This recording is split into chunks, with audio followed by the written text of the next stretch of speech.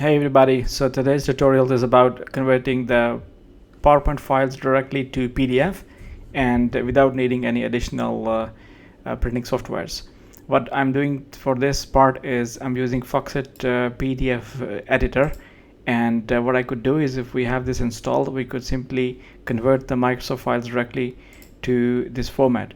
If I can open this file is containing a lot of graphics, artwork, and media types which are like Microsoft PowerPoint architectures. So this is the file that we have. If I want to convert it into PDF, I have multiple options. I could simply go from file and then print it as PDF, or if I have this Foxit software installed on my PC, I would be receiving the additional interface. If I go to more options in Windows 11, I get the option to directly connect it or convert it to PDF file through Foxit PDF editor. I can right click and click on that.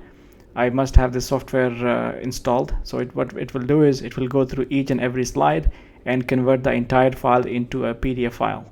So if you're working on a daily basis with a lot of files, instead of printing each and every file individually, what you could do is convert single file through a single right click and converting it into a PDF format.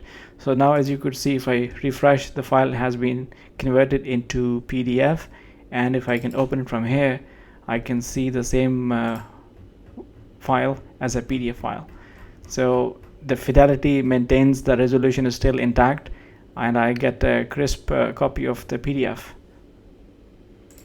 Similarly, we could have advanced functions as well. For example, if I want to only have a few pages, then you need to not directly do it from here. You need to open the file, select the specific slides which you would want to convert, and then hit on print through Foxit Phantom PDF, and it will be converting it to the PDF format. Thank you.